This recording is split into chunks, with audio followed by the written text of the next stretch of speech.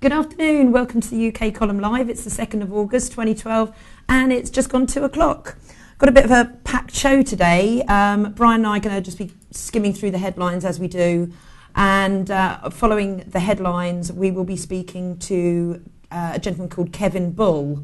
Yeah. Would you like to elaborate a little bit more on Kevin? Well, Kevin is a gentleman that we have known for some time, UK Column. He's out in Ireland. He's been doing some tremendous work looking at what's been happening in politics and also with children. But more importantly today, he's going to be talking to us about some of his findings to do with people's behaviour and why we are seeing people behaving in a very cold and detached way in their dealings with members of the general public, for example. Yep. So I think it's going to be quite interesting. Very interesting. And then yesterday Brian spoke to Robert Greene. Yes. For a good half hour. Yeah, that was an update on Robert, so we'll be playing you that recorded interview shortly, and I think you'll be very interested to hear how he is. He's sounding very good, and the aim is to start getting back on track with the Holly Gregg campaign. Yep. And following that, we've got Patrick Henningsen, who's down here with us in Plymouth today. So we'll have half an hour with him and the documentaries he's been making. So, packed show.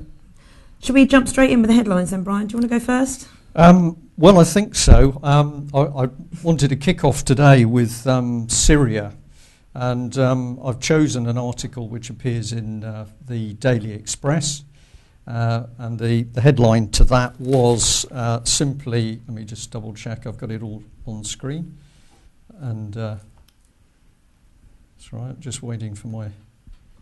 Yeah, the headline was very simple. It says, Syria tops the agenda as the Prime Minister meets Putin, and it's got a photograph of David Cameron shaking Vladimir Putin's hand. And then the article basically says that Mr. Putin will be welcomed to Downing Street before the leaders attend the final stages of the London 2012 judo competition, a martial art in which the Russian president holds a black belt. It then goes on to say that the deteriorating situation in Syria will feature prominently in the meeting.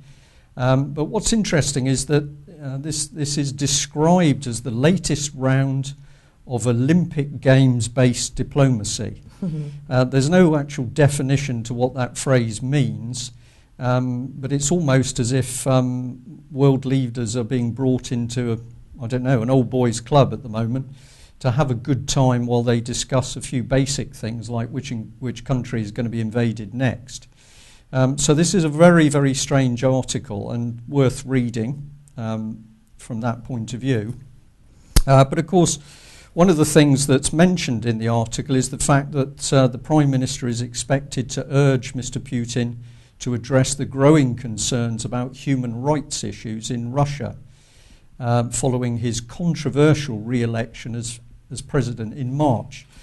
Now I find this particularly interesting, that Mr. Cameron should show the sheer hypocrisy to be lecturing Mr. Putin on what is and isn't happening in Russia and what should and should not happen in Russia, because in this country for a number of years we've seen blatant rigging of elections. It's happened under the Labour administration. It happened at the last elections, and I can personally vouch for that from my own experiences as standing as a parliamentary candidate to see just what went on. So we know that in UK we're now dropping standards to the level where we're seeing blatant manipulation in elections, but we're prepared to pick up Mr. Putin on this. And then in the background we've got a number of other issues which are going on. For example, if we talk on basic human rights, we've recently had Roger Hayes, the chairman of the British Constitution Group, picked up and imprisoned after going through a court with no jury, no legal representation.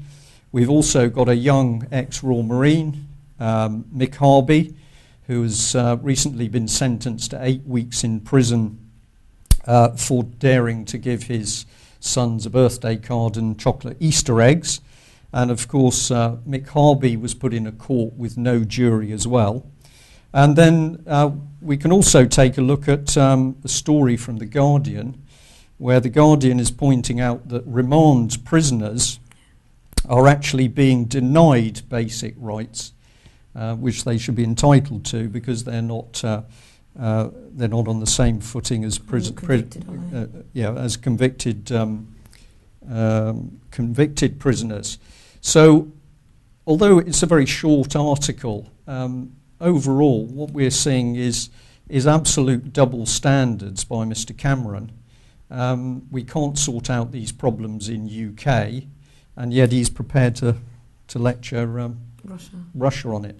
And just so that we put the remand prisoners in context, the report from The Guardian here, which I think is quite a well-written report, is saying tens of thousands, so we're not talking about one or two or a few hundred, tens of thousands of remand prisoners who are yet to be convicted are treated far worse in jails in England and Wales than sentenced prisoners. So this is quite an amazing statement lurking in the back of Mr. Cameron. And of course the other matter is Syria. Apparently Mr. Cameron is to give President Putin a dressing down over the actions of Syria, the actions of Russia and China to block further sanctions against Syria. And it really, I just don't know how this is justified. What world platform does Mr. Cameron have to be able to dictate on this level? Exactly. He's busy getting rid of British armed forces at the moment, to the extent that we're left with a self-defence force, so he's not talking from a position of power. And of course what Mr. Cameron is really doing is relying on the power wielded by the American military in order to add some weight to his particular rhetoric against Vladimir Putin. But at the same time as issues of human rights are being brought up with Vladimir Putin, we of course have got the situation where we've now got the CIA, which has said that they're going to support the so-called freedom fighters in Syria, and they're going to give them regular intelligence updates in order to help their campaign. And of course we've got David Cameron openly now talking about regime change and the need to get rid of the Assad, president of Syria. And we had that article the other day that we read out here about the two journalists who were grabbed by the so-called Syrian rebels, and they weren't even Syrian. They were, I think, Chechnya, British, and Birmingham. From so Birmingham they've got and Birmingham London, accents. Yeah. So I think we would like to say from the UK column here, we would like more attention focused on just exactly what mainstream media is reporting, not only over Mr. Cameron's activities, but what is really going on in Syria. And of course the BBC at the moment is only giving one side in their reports on Syria, and that is always the side of the so-called freedom fighters, where we don't know who these people are and what their true objectives are. What else have you got? Right, what I've got, first of all I want to say congratulations, because even though we do moan about the Olympics, absolutely, and the money that's being spent, you know, there are people out there who've worked very hard and are winning medals. So I just want to say a quick well done to obviously Bradley Wiggins, who's just won the Tour de France as well. He won a gold yesterday in the team trial. Heather Stanning and Helen Glover, who won a gold with the rowing. And we had Michael Jameson, silver in breaststroke.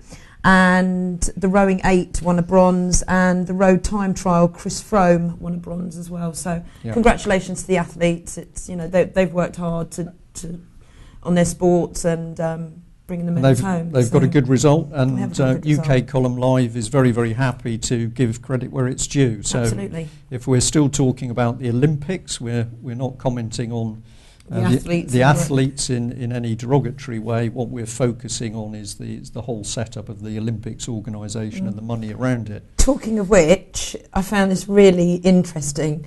In The Guardian, we have an article, Jeremy Hunt, Olympics, the best gift London businesses could ask for. The Culture Secretary says people need to take a longer view after claims the Games have turned the capital into a ghost town. So here we have Jeremy Hunt saying it's the best gift ever, and this was in The Guardian. Then we flick over to the Independent, where we have Jeremy Hunt admits Olympic Games have put off London tourists. Yeah. So a bit of a contradictory statement there by Mr. Hunt. Well, I think if you get such a blatant contradiction, what it's really saying is that these people do not know what they're doing. Absolutely. They don't know what the truth is. No. But we've also had the Mr. Hugh Robertson, the Olympics minister, who's been telling retailers, and I think this is unbelievably cheeky and arrogant, that they should have been better prepared for the Olympics. So if we look at what's now being said about the economy in London, that there's definitely been a massive suppression of the economy as a result of the Olympics. One of the things is that traffic in London is down 17%. London cab drivers are reporting between a 20 and 40% drop in trade. We've got retailers and hotels talking about a drop in trade. And now we've got these ministers who 1 minute are saying that, of course, everything is rosy, and the next minute they're having to admit that something's wrong. Yeah. But we've also got gentlemen like Paul Dayton, who's the main Olympic Committee, LOCOG, chief executive, who is saying, of course, that the Games will deliver a huge economic boost to London. And I would say that this is the type of language which we're consistently hearing. It's either government ministers, or it's think tanks, or it's quangos, or it's quasi organisations like LOCOG here, who are telling us it's jam tomorrow. And I don't believe that this jam tomorrow is going to come. We have somehow got to have justify how a minimum of 9.2 billion pounds of public money has been spent, and at the moment nobody can see what the real economic benefit is. No. Never mind the upkeep of the Olympic estate afterwards. Well, talking of just sticking with the Olympics before we move on Politics UK website, it's disabled activists plan Olympic protest. Campaigners are planning a week of action against Atos Healthcare at the Paralympic Games to fight the government's handling of welfare cuts.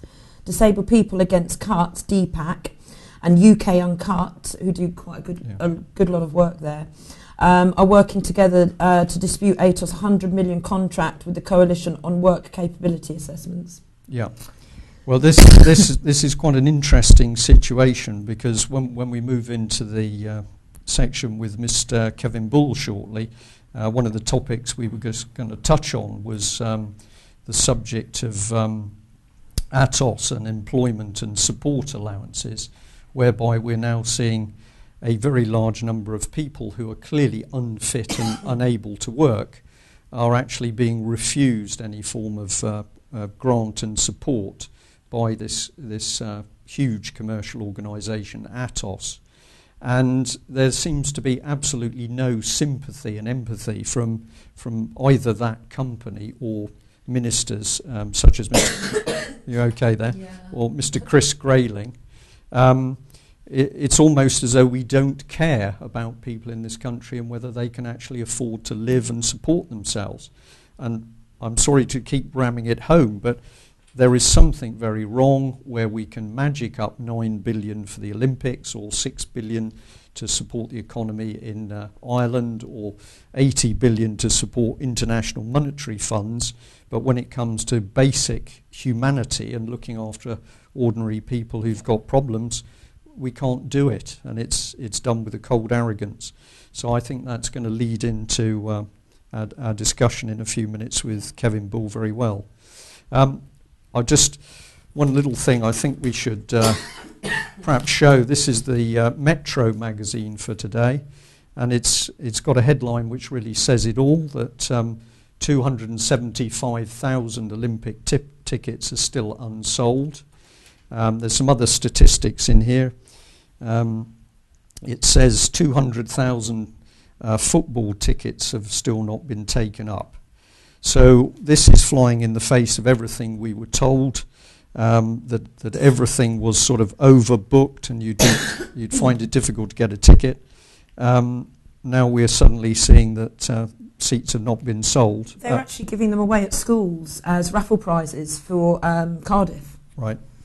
For the women's football, so they were giving them out to schools, and then of course we've had it at the Aquadrome and the pool centres where all the seats have been empty as well. It'll be interesting to see when the athletics start next week what it's like. Well, what I was going to say is I think that an important thing for viewers is that we feel that instead of talking about Olympic committees and Lowcock or this company, we need to focus on the people who are actually responsible for what's going on. So obviously David Cameron is part of it, but this, to me, particularly as an ex-serviceman, I just find incredible. Here is a senior British politician, and this is his image for the world. Now, is this deliberately making a mockery of the ordinary person who can't go to the Olympics because they're still too busy working? What is this man paid for, and why is this man in position? I think we need to start focusing on these individuals and to start really asking ourselves why we are allowing these people to remain in power. It's quite extraordinary. Okay. You think we should get Kevin on? I think we could just see whether we can get him there. We're a few minutes early, but we'll try. Kevin, are you there? Do we have you on? I am, Brian. Hi, Kevin. Can you hear me okay? Yeah, I can hear you loud and clear. Can you hear us? Yes, you're coming through loud and clear. Okay, and did you manage to hear that initial part of the show? I did. Very interesting, some of the points you raise. Obviously, very current issues that we're seeing regarding behaviour that, if we look back 20 or 30 years ago, we would have found outrageous. I couldn't agree with this more. We're seeing and have seen a huge change in not only the behaviour of young people, but also particularly the behaviour of people we would have expected as politicians or senior civil servants to have always behaved with decorum and to try and achieve a high standard. They were people at the top of the tree, and we were expected to look to them for leadership, and therefore their standards were expected to be high. Something has changed, hasn't it? Yes. If we look back over the generations, the advantage that I'm 57, so I'm in an age group that can look back for quite a few decades at how society has functioned in the UK and how we function globally. And there is definitely a dramatic reduction since the 60s and the 70s towards a much lower empathic response from people to each other for complex reasons, and a tendency to objectify each other. Unfortunately, once we start to objectify each other, we're really ignoring the feelings of another person altogether for prioritising whatever we have to do.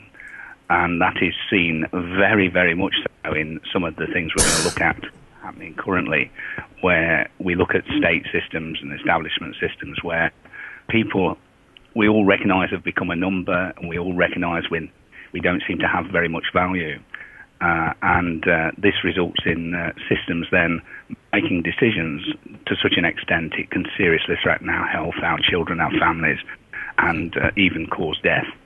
Well, of course, this is one of the things that we understand on a daily basis here in the UK column, because we are constantly getting phone calls from people who are either telling us stories of woe, they've experienced unpleasant things happening to them, usually via people in the public sector doing something, but also we're getting an increasing number of people who are saying to us, I am working within the NHS, or I'm working within the police, and I have seen a huge culture change, and the new culture that's come in is very hard.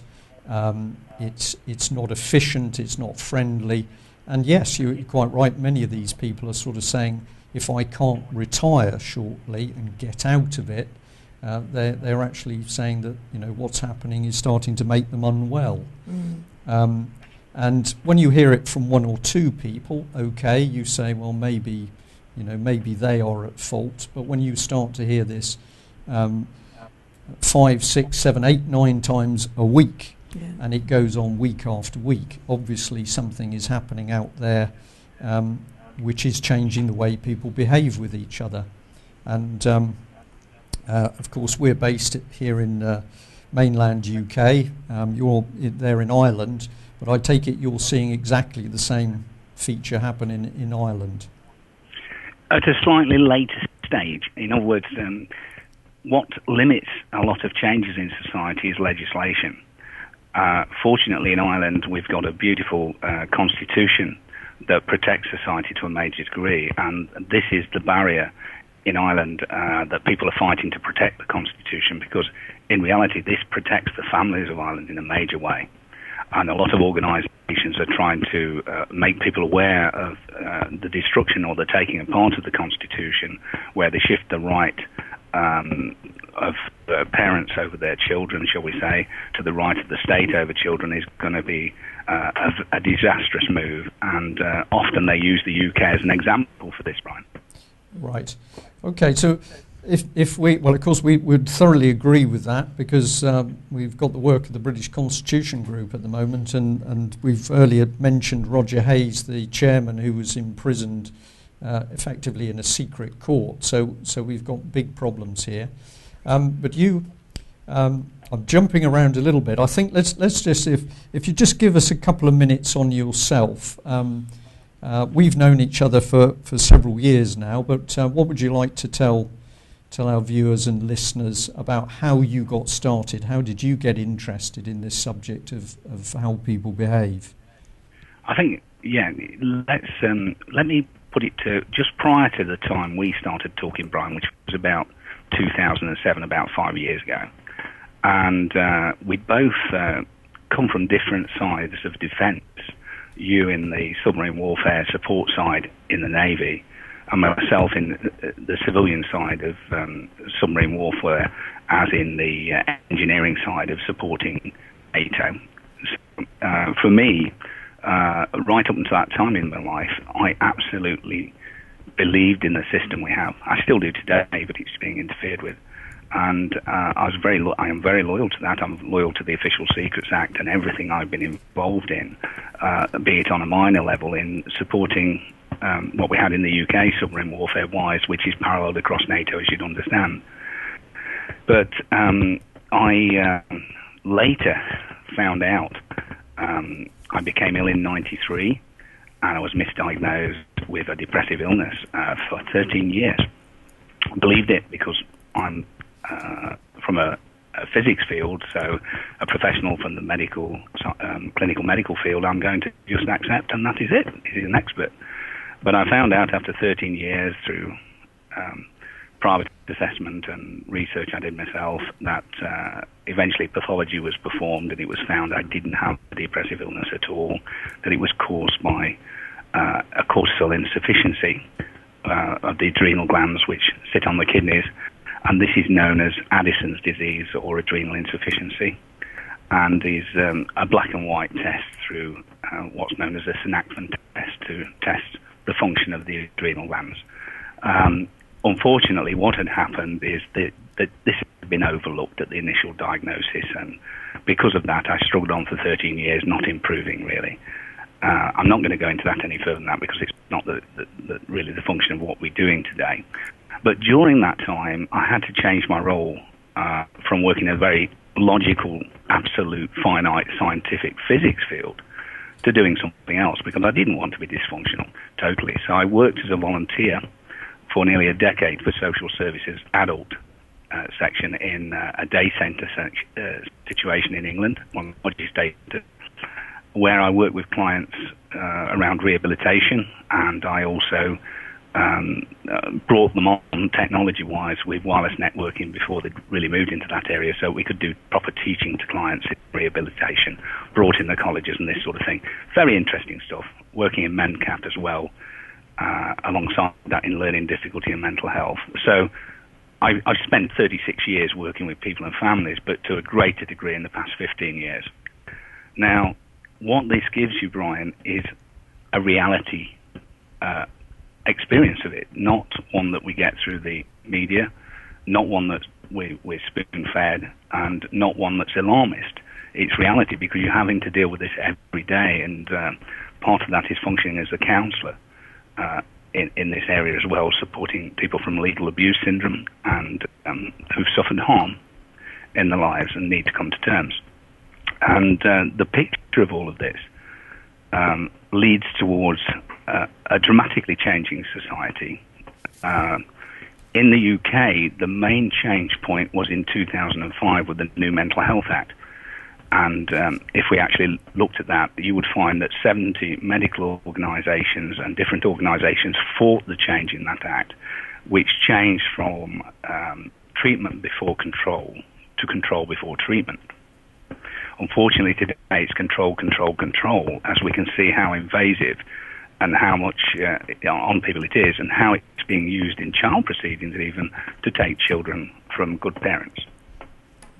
Yes. That's happening more and more recently, isn't it? Yes, and the sad thing, you probably get the ethos of all of this, is that up until 2005, the belief system was for everyone, and I assure you the section of social services I was working in was very ethical. We were absolutely trained. We really didn't have any bias. It became part of our lives, and as a counsellor, your empathy is essential. It's got to be real. You can't adopt a persona if you're really going to be effective. So when we worked around clients and everything we did everything possible to rebuild their lives.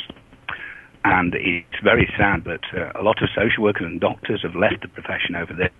They've took early retirement because they don't agree with what's happening today, well in advance of where we are today and publicising it, that I was privy to. And it isn't always as black and white as being able to say we've got just totally a bad establishment and a bad professions and everything that's going off. There are people struggling in there that are trying to be Oscar Schindlers and do what they can for people, but in the autonomies they will come under attack if they step out of line. Right. Well, certainly we can agree with those comments from these people who are contacting us. There was a gentleman called in the other day. I won't give his place of work, but I will say that it's recently privatised public sector, and he was talking to me about the fact that now he considered that he only spent 30% of his time doing his real job, and the rest of the time was form filling and red tape and what he would describe as politically correct.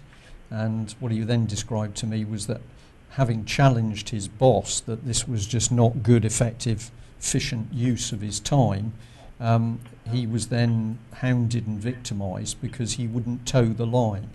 So I can certainly agree with what you're saying. And it's the signs of common purpose. All signs of common purpose, isn't it? Well, I think Kevin is going to say something interesting to us on that. Would you like to comment on that? Comment by Louise? I think I know where you're leading me. Yeah, I think I know where you're leading me on that, to explain.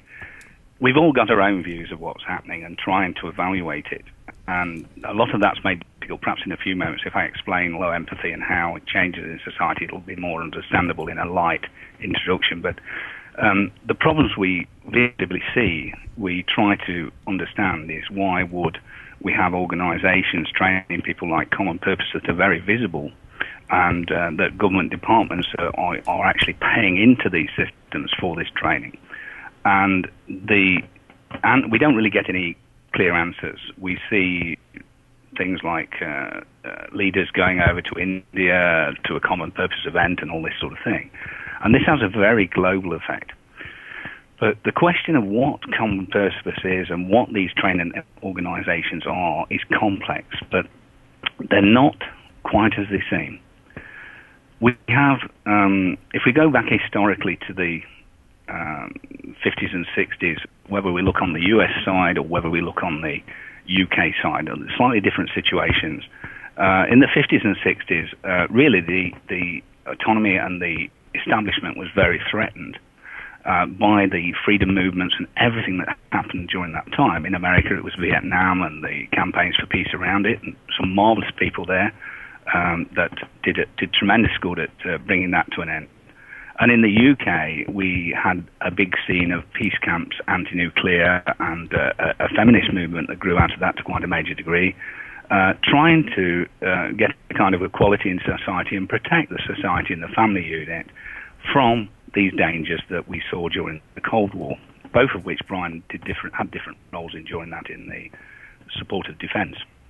And the problems of that period was an establishment. When I'm talking about that, I'm talking about family structures that we can read about historically, if we go back hundreds of years, how we had kings of countries then arranging marriages with other countries that secured bonds and this sort of thing that led to the history of the aristocracy, links in society to keep security, less wars, and all this is part of our history and part of our heritage.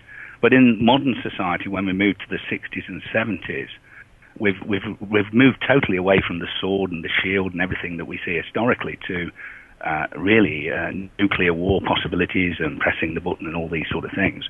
So it's a very different type of system we have that creates an autonomy of an establishment that overruns the states effectively. And there are a lot of people that have done some tremendous research on this, particularly in the US on this, linking together the families in the US of major leaders and major players in state systems with the same kind of families and figures that are high-ranking and placed in European and UK positions in the same way.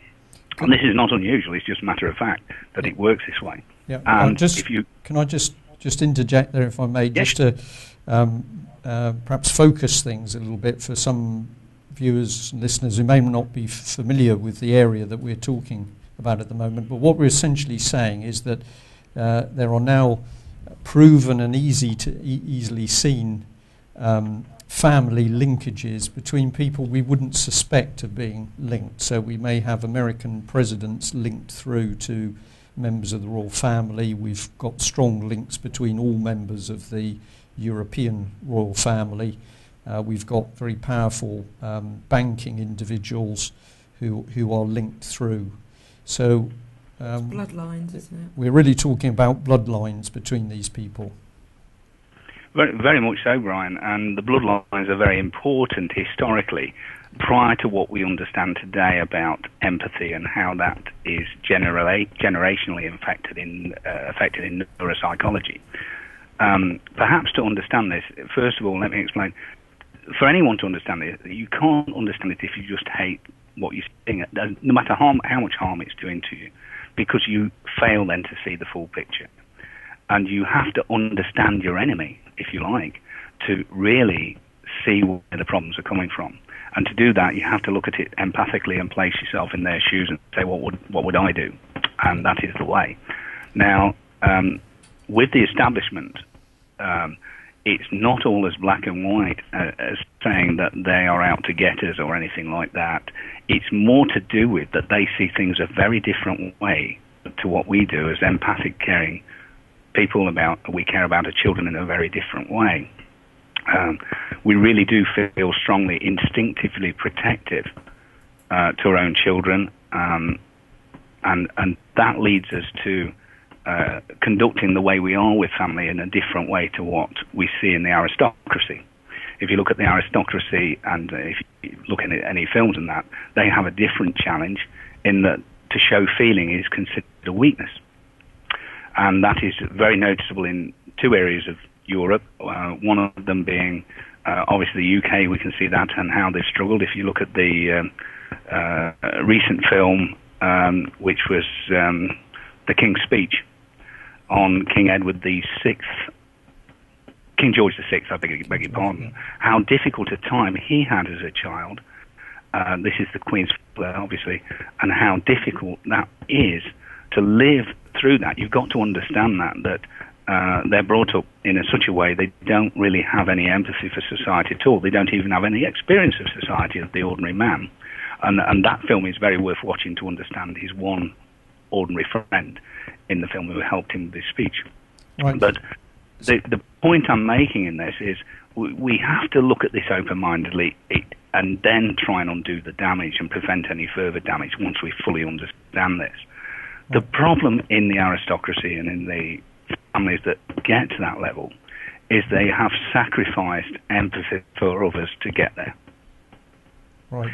Once they sacrifice empathy progressively, it's not a switch. and it has thresholds as well where it's triggered. They've become something that was probably depicted by John Lennon in Working Class Era I've used as a reference, where I'm not giving an exact quote, where he states, if you want to be like the people on the hill, you have to first learn to smile as you kill. Now, this is something we visually see. As empathic people, we're very emotionally honest with each other, or we would like to be. But as society has evolved over the past 30, 40, 50 years, we've had to fall back on adaptions, defense mechanisms to actually survive, because we're no longer able to be completely honest, particularly when dealing with the establishment or the state, because it makes us vulnerable. Right, so if I've got this right, Kevin, you're really describing two things happening in parallel. You're describing the nature of what we'll loosely call the ruling classes. So that may be people who are there because of their historic family status. We've got key people who've risen to heights of political power, be they prime ministers or presidents. And you're indicating, correct me if I've got this wrong, you're indicating that these people have these particular personality attributes, which are, you've summarised there by saying that they're so cold, effectively, that they can still smile while they're killing people. And because we are now faced with being ruled and governed by these people, we are having to sacrifice the better characteristics of our makeup, which would normally show care and compassion and empathy. We're having to sacrifice that in order to protect ourselves against these other people. Would that be a fair summary? That would be exactly where we're going here. But understanding it is complex, and we have to be careful that we don't totally paint people black when they're in these situations. You have to understand how it's come about. What needs to happen is for everyone to understand. And the most capable people to understand are the empathic people, because they're fully functional. They have empathy circuits which are predominantly in the anterior lobes of the brain, the outer edges of the brain. And where I'm coming to with this, before we go into the basics of the psychology of this, is if we talk about recent programming, I've just referred to what makes us good or evil, and we refer to the professor who is being featured on that series at the moment is Professor James Fallon of the University of California, who is a professor of neuropsychology. Now, he was sent initially cases by Professor Robert D. Hare, who is a professor of psychology, on psychopaths, what we class as criminal psychopathy, which we all recognize is absolute, it's pathological in many cases. And what isn't recognized is that low empathy, which is what underpins psychopathy, is actually very, very much there in society. We can even have episodes as ordinary empathic people where we lose our temper or we get angry and our empathy for the person we're angry with disappears, or we become very frightened of someone. The same occurs. That's a basic normal level of loss of empathy. But this then can become personality disorders in that people start to, within a generation, I'll deal with the cross-generational stuff of James Fallon in a minute, but within a generation, as a child, we can be harmed and we can have a lack of empathy as an adult, or we can have a situation that we have a learning difficulty that interferes in our development to such an extent that we haven't got the capacity to develop the normal empathy to survive. It isn't intentional. And another professor who is very important in this, who has a very empathic viewpoint, is one of our own, who is really brilliant. He's a Professor Simon Baron-Cohen of Cambridge University, who is a professor of neuropsychology and psychology. And he has written a book which will be very interesting to anyone. It's a very calm approach called The Science of Evil. Another name of it is 0 Degrees of Empathy, where the medical profession have finally got to the point, it's really leading stuff, of quantifying empathy, quantifying evil by a scale between 0 degrees and high levels of empathy, which is where we're coming from in this. It isn't an absolute thing. So we've got that, and we've got what's called thresholds. It can be individual triggers, i.e. in a paedophile, we'd have a situation where a paedophile, in order to do what he's doing, has very little empathy for children. He's making a selfish decision.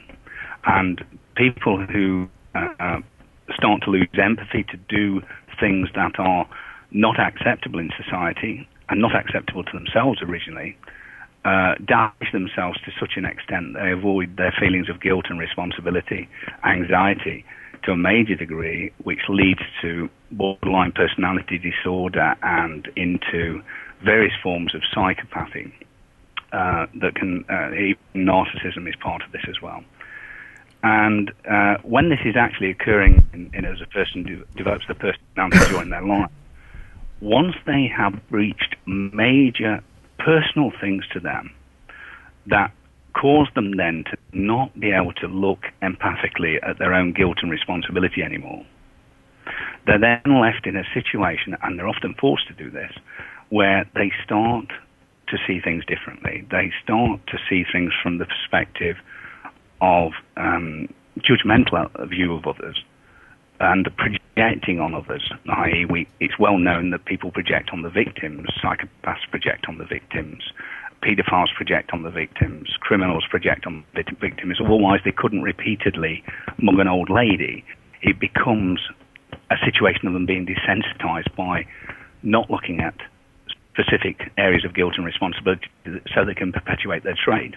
Right. And they blame the victim in any way they like. They can construct it from the emotions to making any kind of justification. And in the advanced psychopath, that can get very complex indeed. Right. Now, I'm just keeping what I'm trying to do, Kevin. This is really interesting information that you're giving us.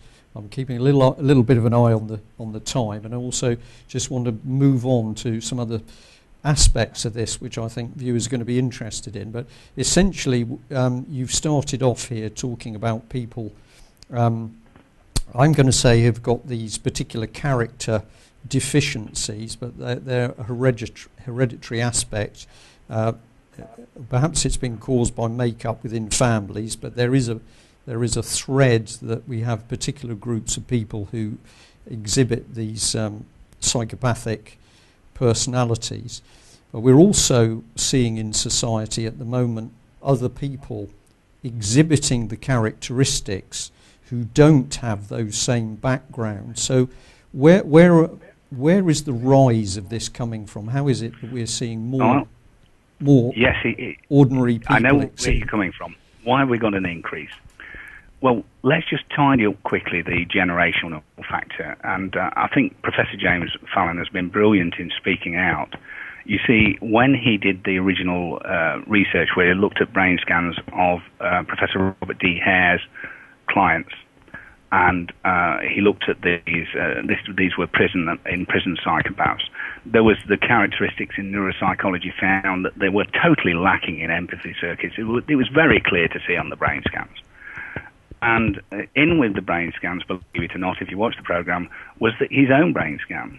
And he found himself actually not knowing it was his own. It was done without identity, and he classified himself as a psychopath by the brain scan.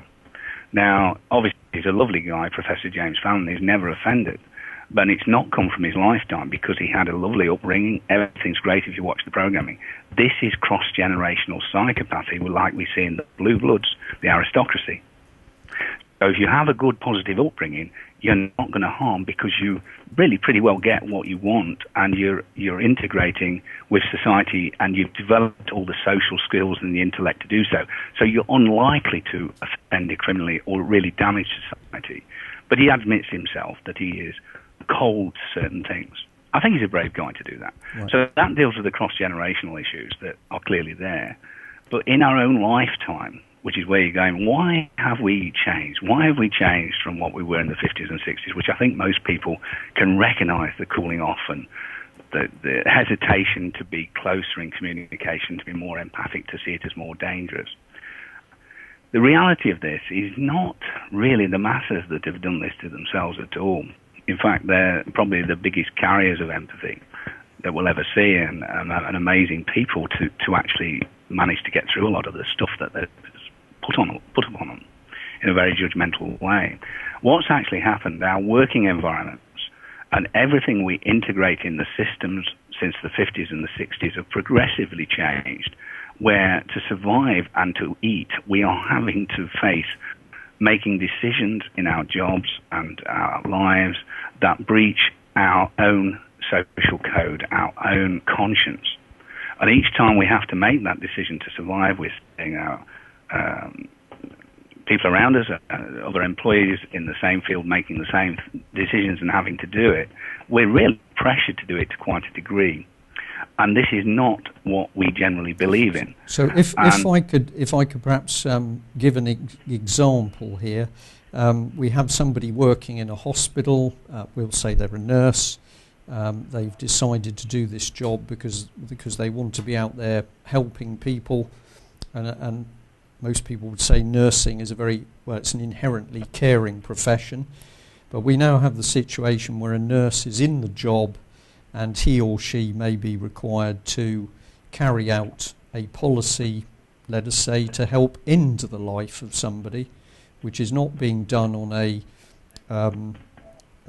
judgment made by sympathy or with empathy. It's a judgment being made because of government policy, saying that in general we can't afford to help every elderly person, and therefore there's a requirement to help edge some of them out of life. Would that be an example of people being forced to cross a boundary? Yeah, and it must be understood. I'll explain probably in very straightforward terms the decision a nurse might have in that situation and why it's changed. But before I do, I don't want anyone to be highly judgmental of this, because I think it's more important to understand it and to try and fight for a change in the way we're doing things.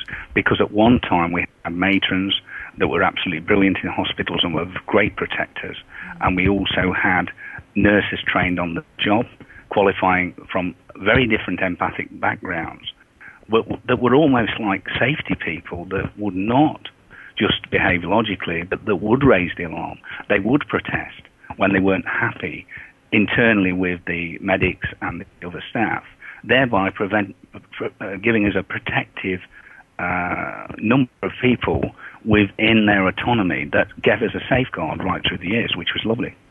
Now we've lost that because most nurses and staff now, they're all academically trained, and as such they're more likely to I function that way today. I'm very intellectual and therefore everything's very logical, but I've got a tremendous empathy underneath that. But in the modern culture, the generational culture, that is not going in there. The empathy is not going in there. They're being taught quite early on that the situation in society by the time at school they're being taught is a lost cause with rebuilding families, and people will always be like that. Now it's drilled into them through their education, and by the time they get to university, they're being taught the same kind of thing.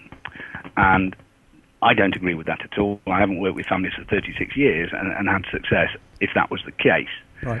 And so today we see announcements that we need a 400% increase in forced adoption, and the things we see from organisations that are normally protective are announcing the destruction of the family unit. If we go into hospitals, there's been a number of cases in the past week. I'll quote the cases in background. I know most people will have probably picked up on them. One was of a 21-year-old young man who was in hospital. Mum was there, and he died of thirst in hospital because of failings in trying to control his fluid levels. He actually phoned the police during that event. It's published in the Daily Mail, I believe, and explained to the police on the call that they were getting their stories together there and then. He died shortly after that. A doctor became involved, alerted the alarm. Earlier doctors had left the situation, but it was too late for him, and he died, unfortunately. That was a failure of empathy. Yes. That individual case, because had we have had the old-style nurse around, she would have been protesting to protect that patient. Right, and you've categorised that by saying that this is an example of people who are having to work within a culture, within a climate, within a a series of rules which are pushing them into areas that they wouldn't necessarily want to do. I had to do it, I was ordered to. Because I'm watching the clock, we will certainly have another session at this, Kevin, but I think it's been fascinating what you've covered so far. There's a third group, I think, which is those people who have actually had some psychological reframing. So they have actually been got at in a particular way, which has changed them from being a naturally empathic person. Would you agree with that? Or be happy to say something? Oh, yes. It's easier to do than can possibly be perceived. We've got a great variation in society and intelligence. I'm fortunate to be in the superior range in intelligence and medically tested in that way in neuropsychology. But some people use their intelligence not in an empathic way, but in a way that's selfish. And these people have a tremendous advantage if they're functioning like I am logically in the main, but feeling as well. If they ignore their feelings, which they can choose to do so, if they are very intellectual, it's one of Sigmund Freud's defense mechanisms that gives an advantage. And they then can make black and white decisions like we've just decided and sit back comfortably and address their feelings by saying, well, you know, this is my job. Right. Can I just ask you a quick question? Do you think the rise of these drugs such as, you know, Prozac and all these antipsychotic drugs, do you think this could this be a factor as well, Kevin? Well, yes, you could do a whole different program on that, because if you look back historically, just before Prozac came out, the FDA banned L-tryptophan. Yeah. Tryptophan. L-tryptophan is the amino acid protein that we naturally get in our food, which is the lowest volume, and it is the amino acid. I actually put forward a theory that was accepted by the medical profession on this, and it is the amino acid that converts into serotonin, our mood chemical. Right. Any interference with that, like Prozac does and antidepressants, changes how we function and causes us not to recognize our lower feelings, our empathic feelings as much. So the fact we've got 11 million children on Prozac in the USA would cause a generational problem of never developing empathy, and that's the official figures, I assure you. Yeah, I mean, you've also got reports over here with the Ritalin, that if one child gets on Ritalin, the parents get paid. I can't remember the amount of money. £400. £400 to £800, and if you've got 3 children on Ritalin, you get a reward as a car, I believe. Yeah. Which is, yeah. And these people could then develop into having serious problems later on in life. Yeah. Well, so the control through the food and drug industry is very extreme. They banned L-tryptophan in, I think it was late 80s, early 90s, and it was banned until it was actually prescribed to me in the UK, and they actually changed the drug traffic system to prescribe it to me based on a theory I put forward, and it almost completely successful in treatment as well. This is well documented on my records. Now, the thing is that L-tryptophan is only allowable under the BNF to be prescribed as an adjunctive to an antidepressant. This is done so that L-tryptophan cannot gain full recognition of how, as a natural treatment, it's completely successful in removing many psychiatric illnesses. Right. Yeah. Kevin, we've got a couple of questions. Yeah, we have a chat box on the column website. So there's Phil's emailed in. What does your guest think about the links that politicians and members of the House of Lords has with private medical companies that the NHS uses? Isn't this a total conflict of interests? Absolutely. I don't think anyone needs to ask the question about this. We've got so many influences being put on Parliament through different avenues to maintain the gravy train, maintain the very powerful organisations that control much of the finance of the world, that obviously we're seeing so many things affected in exactly the same way. How do you stop it is the question. How do you stop these influences from, whether it's in the doctor's surgery, the drug company chap coming in? We often see them. They come in with a suitcase, they go and talk to the doctor, they give them certain gifts and that, and to persuade the doctor, providing it's prescribable under the regulations, to prescribe their drug. Yeah. To going into politicians and influencing politicians particularly in the US, where we've got the FDA, which we follow, to influence changes in the direction of privileging certain drug companies. Yeah. There is a drug company currently that has been majorly revealed in the US for corruption. I'm not going to name them at this stage on the show, Brian, until we talk before we can, but I'll show you the articles. They are major, and they've been sued for millions by the FDA. Right. There's just one last question. Are you saying that the elites are keeping the bloodlines clean, but only when breeding with their own? I think the important thing you would have to understand, and we're going to move on with psychopathy with more than myself putting in, I know later on, Brian. Yeah.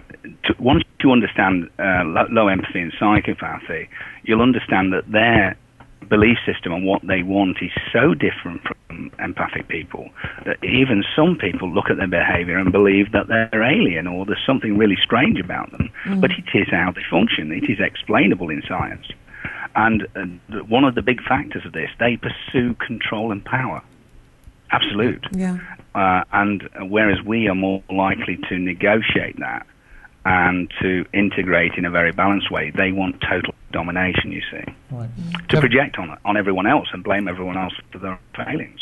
Okay. Kevin, we're just coming up to our time limit at the moment. It's been absolutely fascinating what you've talked through.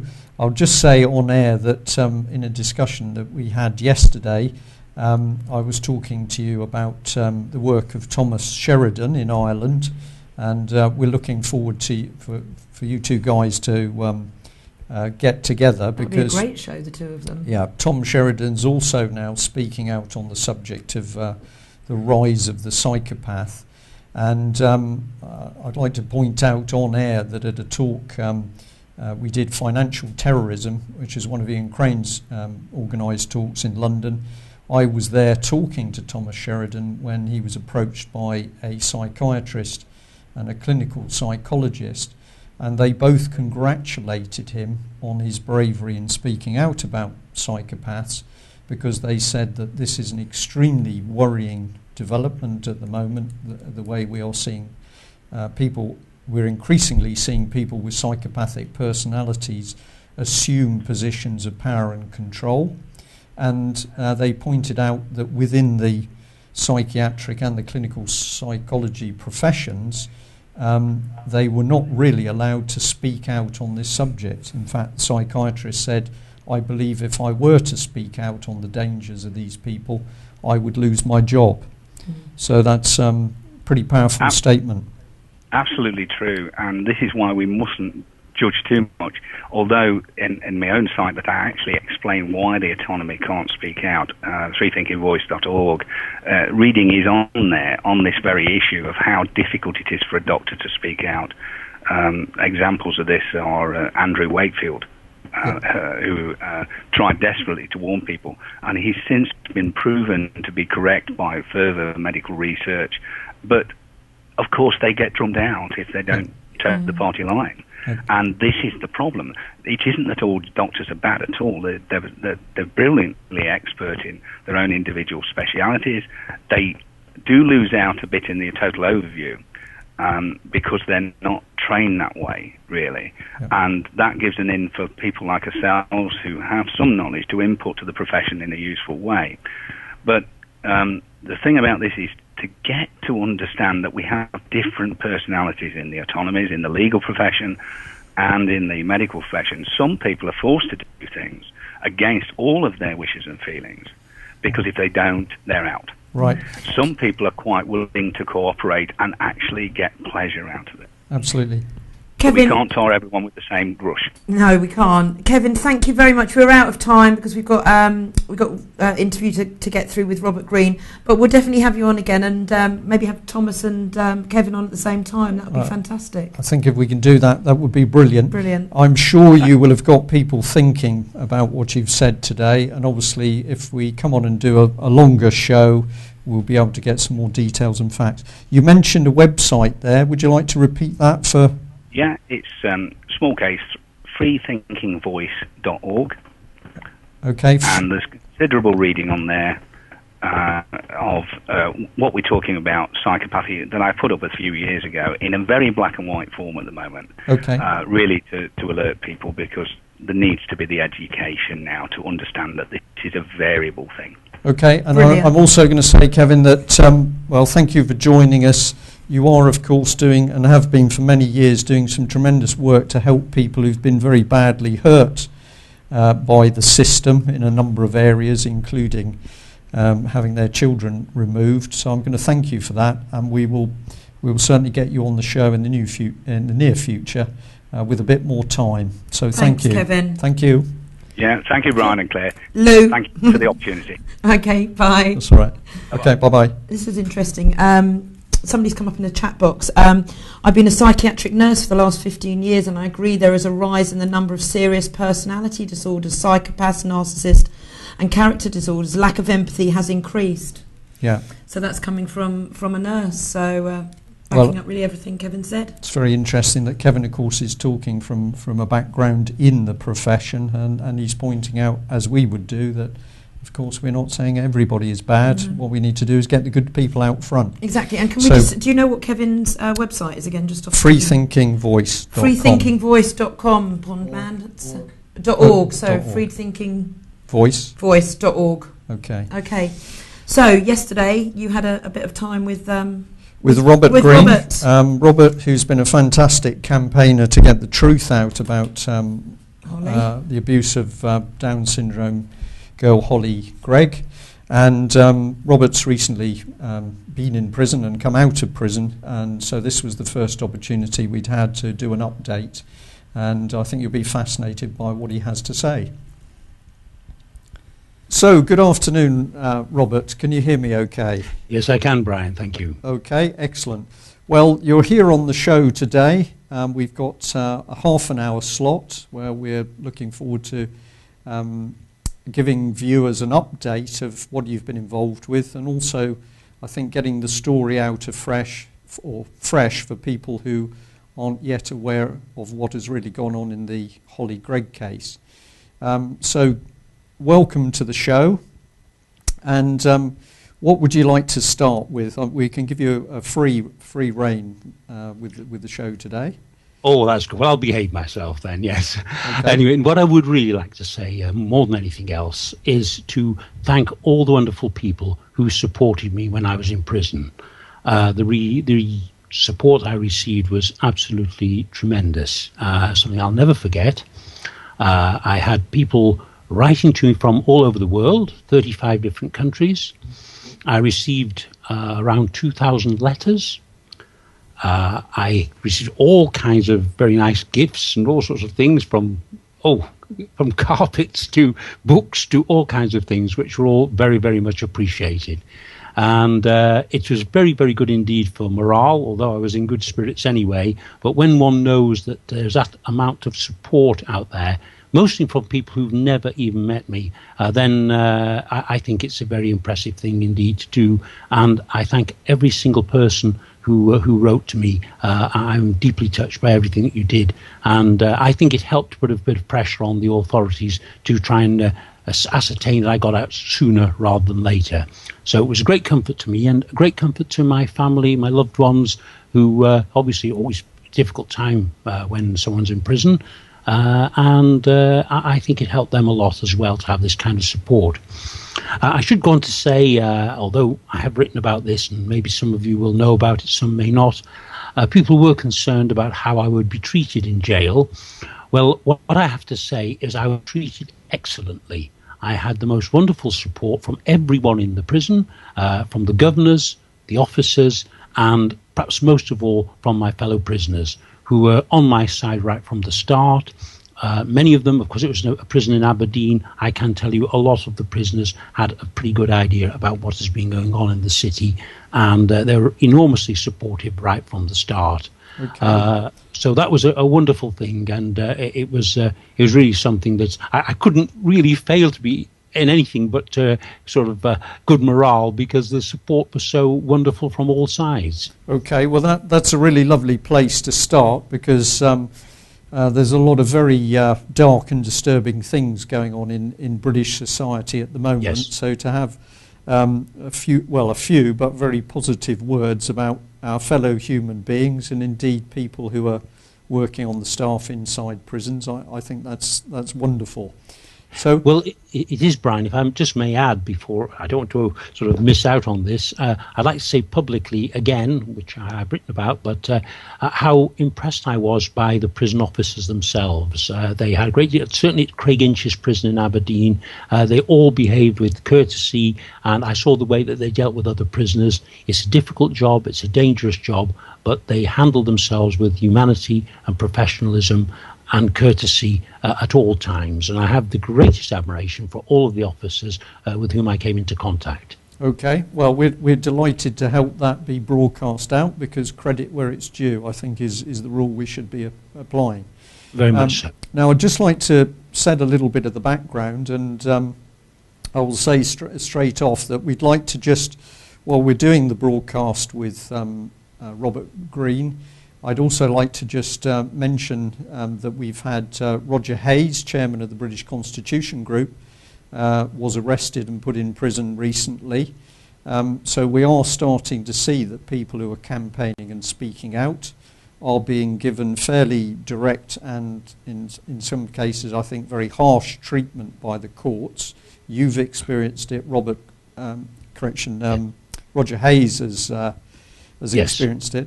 And we've, in the last few days, had another case which I think does merit mentioning. In fact, I think it should become international news, that a young Royal Marine by the name of Mick Harvey was sentenced at Exeter Court by Judge Gray. He was sentenced to 8 weeks in prison, and his crime was to give a birthday card and present and 2 chocolate Easter eggs to his young sons.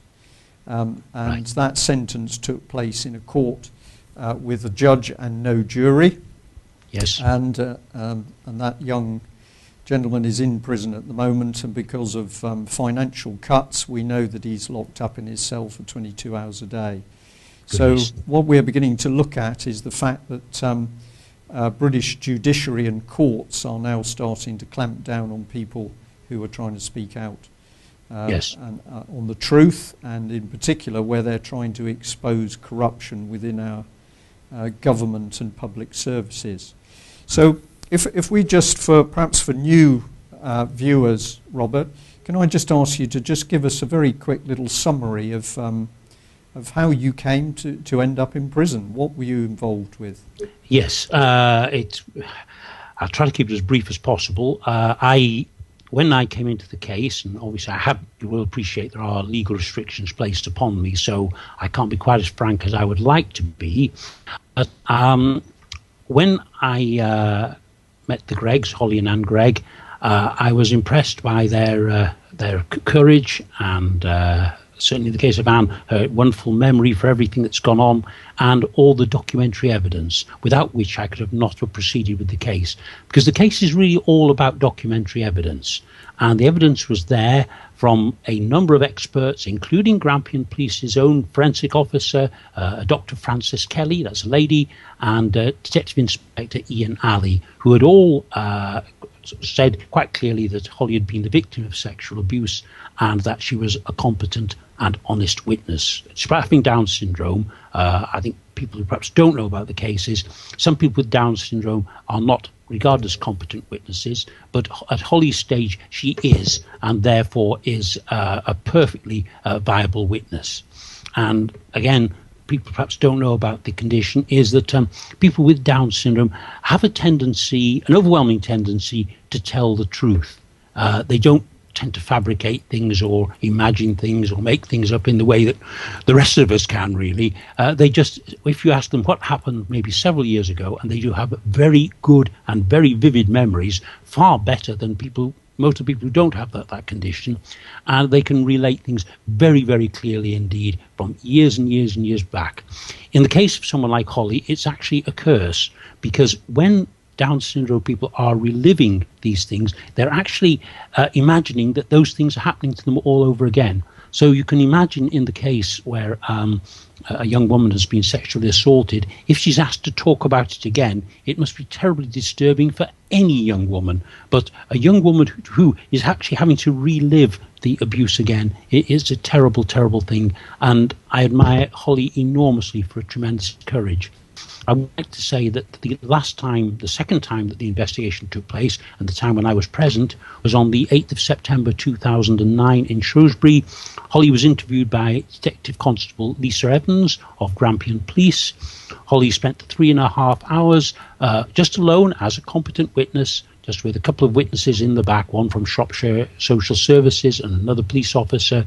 I was in the same building, just in a room, just not quite in the same room, but with a very thin wooden partition, so I could hear everything that was going on, particularly as Holly has speech and hearing difficulties, which means that the conversation was held in rather loud decibels.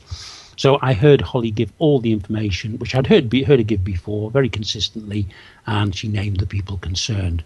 Now, what is important for any possible people who may have any doubts at all, it isn't my opinion about whether Holly is telling the truth, or indeed the opinion of most of the very loyal supporters. It doesn't really matter at all that.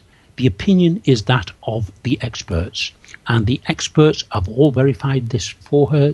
Dr. Eva Harding, Dr. Jack Boyle, Dr. Paul Carter, Ruth Beckman of the Down Syndrome Association, Dr. Francis Kelly, who's Grampian Police's own forensic medical expert, and Detective Inspector Ian Alley of Grampian Police as well, who's testified to Holly's truthfulness and her competence.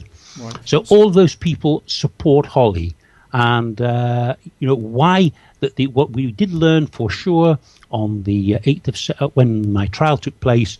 D.C. Evans was brought before onto the witness stand as under oath, and she confirmed that she had never questioned any of those named by Holly on the 8th of September 2009, despite the fact that in addition to all those people who support Holly, the documents from Dr. Harding and from Dr. Boyle were actually sent to support an application to the Criminal Injuries Compensation Authority. And the evidence was required sufficiently strong, and we know this doesn't necessarily need to a conviction in a criminal court. We are well aware that the burden is rather lower than that of proof, but they were sufficiently convinced by the two doctors' reports to be absolutely convinced in their mind that Holly was a victim, and made an award to her as a victim of £13,500. So all that supporting evidence was there, and yet the police refused to investigate or question a single person.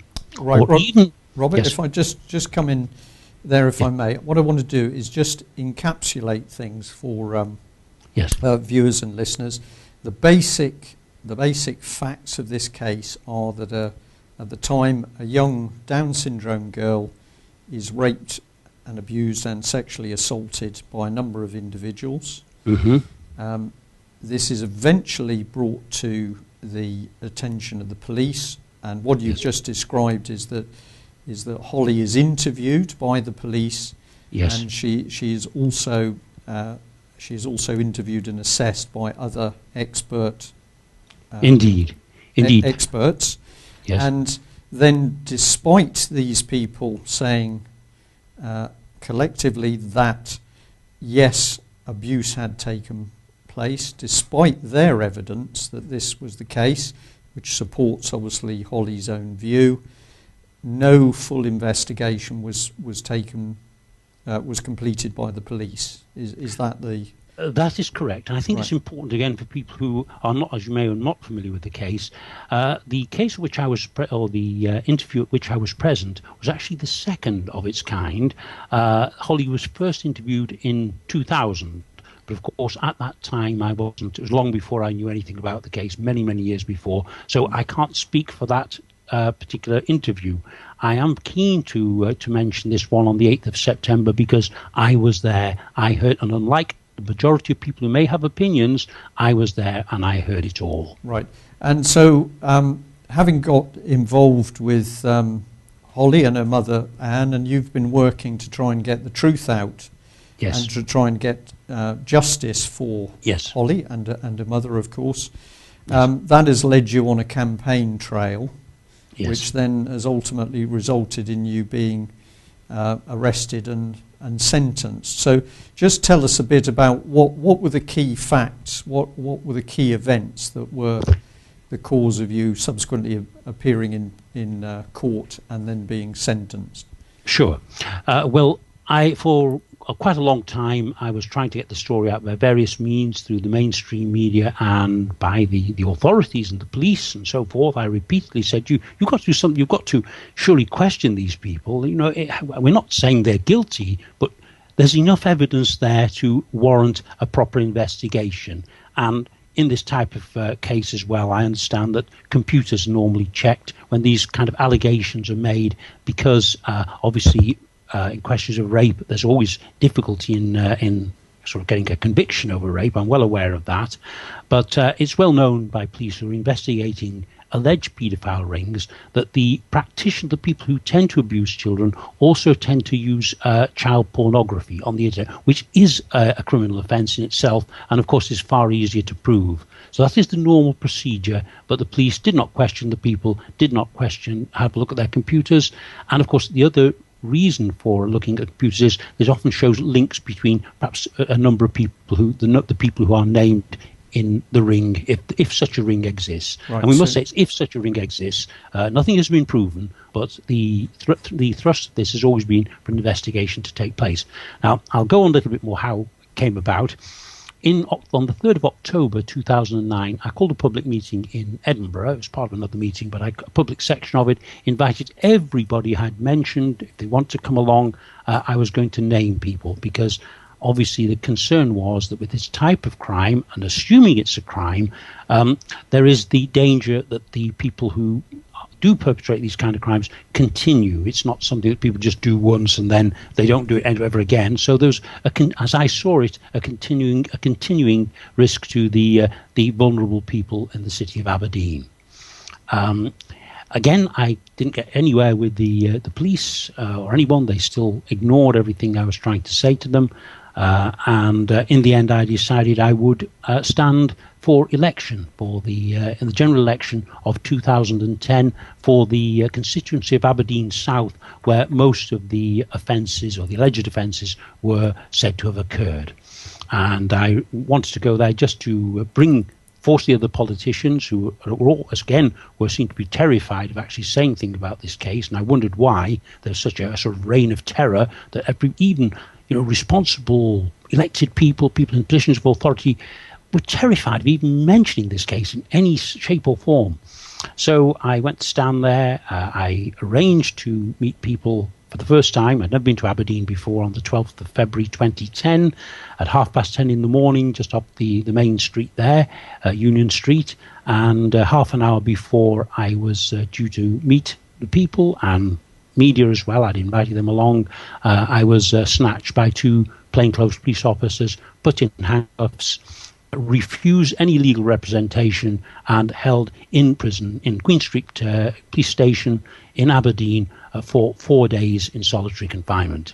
And that is what we have in the United Kingdom at this moment. Yeah.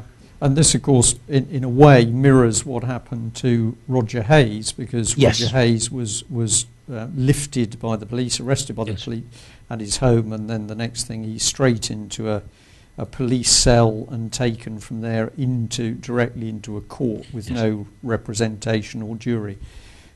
Okay, so that was the start of it, and then subsequently there were a number of hearings at which you were accused of, amongst other things, breach of the peace.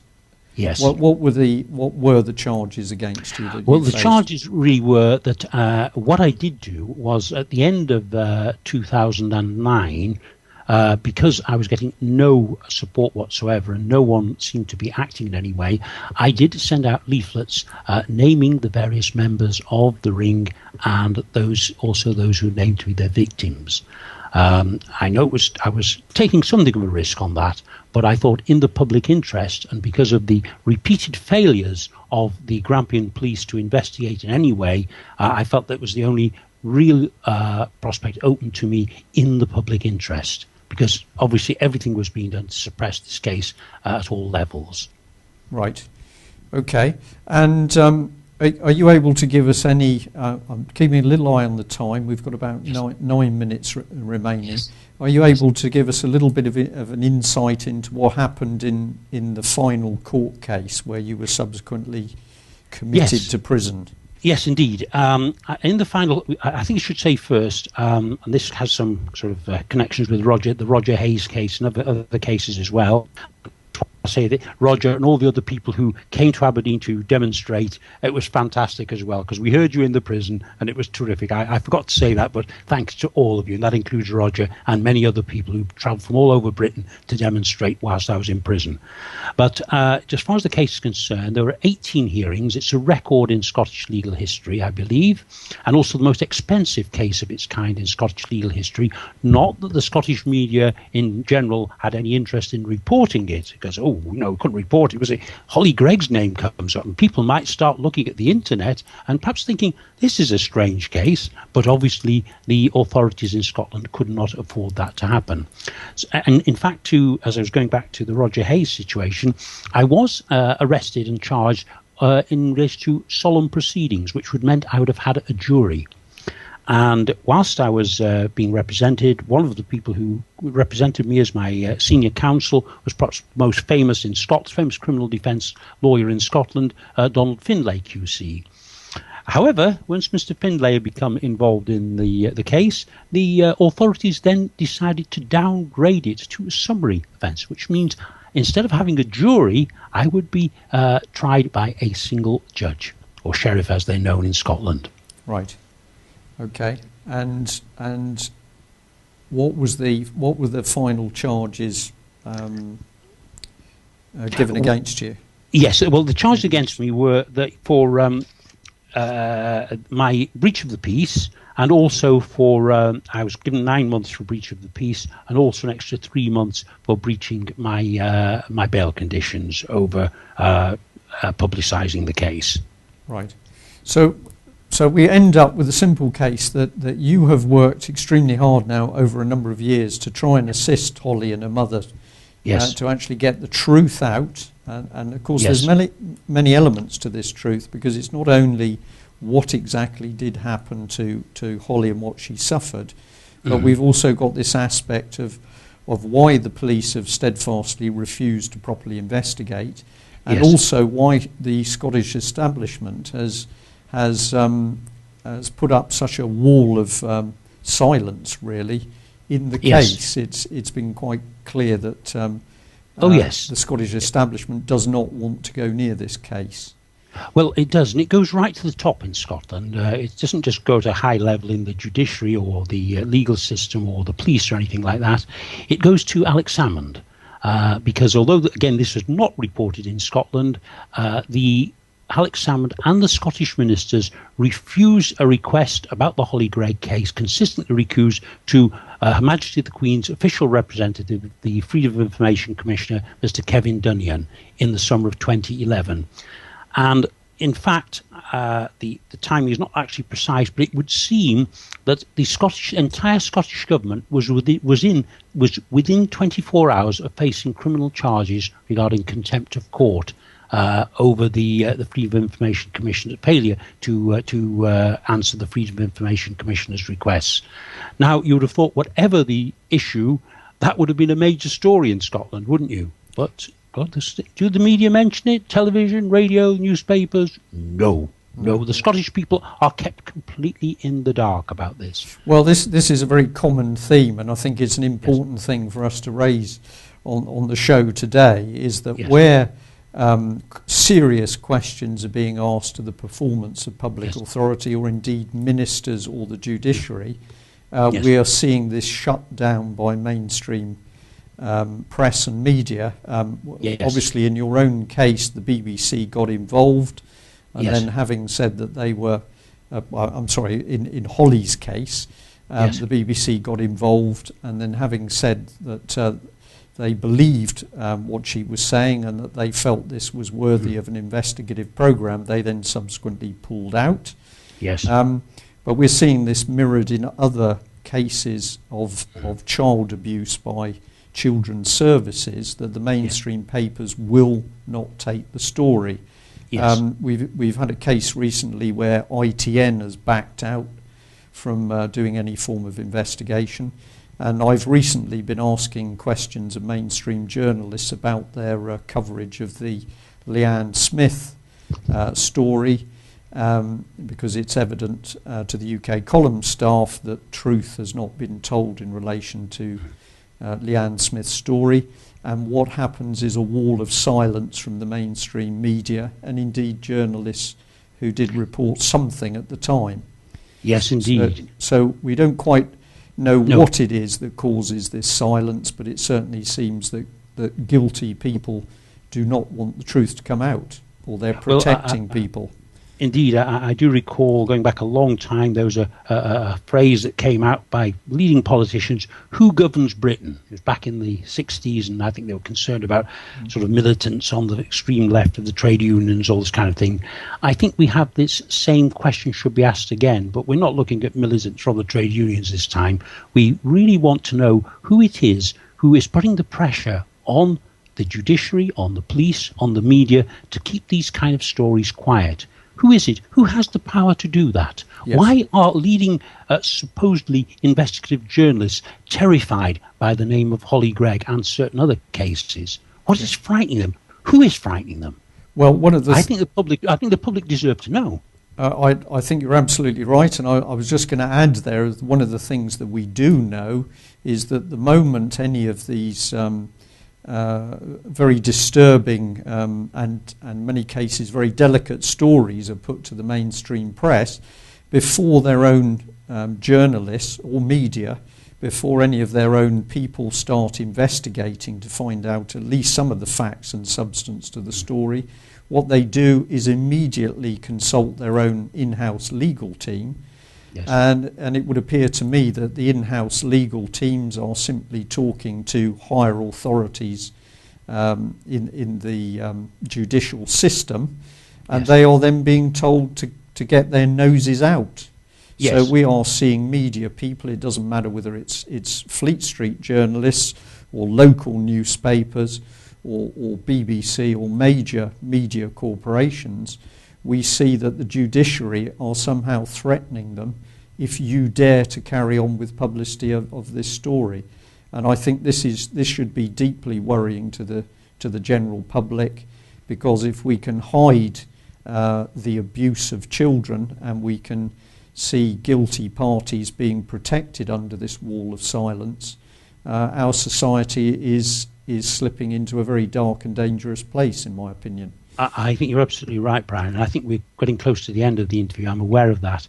But I think, obviously, a lot of the members of the public perhaps don't want to think about these stories. They sound too horrible in many ways. Yeah. And I understand that very well. But I have to say to everybody that it could be your child next. It could be your grandchild. It could be your nephew. It could be your niece. It could be anybody. Everybody is at risk. No one can say that their child is safe in this country now while this regime apparently is controlling matters. Yeah, we should, protection of children should be such a fundamental issue that we should be searching out the truth, wherever there's a need for it. And at the moment, what we are seeing is that the government and its agencies is basically quashing the truth and facts from appearing. Yes, of course, if I may just say, this isn't a case that's homophobic, because I'm not like that at all, but it's very odd that the Prime Minister seems to be promoting the cause of same-sex marriage. I'm not offering an opinion on that, but he has nothing to say against the stealing and the abuse against British children. Well, that doesn't seem to be a priority for him. Robert, I know exactly what you're saying, and I, of course, am not disagreeing with you, but I would think that we could put this a different way. I think that the Prime Minister, Mr. Cameron, is absolutely expressing a view on children, because by his silence he is condoning the abuses that we are seeing. Yes. And in addition to that, we've got some events. Yesterday, Justice Ryder produced the last part of his report, where he is talking about major reforms to the family courts. in which, far from opening them up and getting proper juries in so that we can actually see justice being done and ordinary people can make that judgment, we are giving yet more powers to judges who sit in a court with no jury, no public and no press. So I think that really what we are saying, and we are beginning to shout quite loudly about this, we need the general public to wake up, because Mr. Cameron and Mr. Jan Oakley, the Parliamentary Under Secretary of State for Justice, are actually creating ever more secretive courts around children, where of course these abuses can be swept under the carpet. Having just interjected there with that little statement, and we've just got a couple of minutes to go. Can I ask you, Robert, what's your reaction to people at the moment? There's definitely a move on the internet and around some of the blogging sites. We're seeing quite a pernicious little group of people who are trying to undermine not only the good work that you've been doing, but also Holly's campaign itself, by what they're suggesting is that nothing has happened to Holly, the whole thing is a hoax, and it's absolutely disgraceful that people should stand up and try and point their finger at members of high society and the judiciary in Scotland.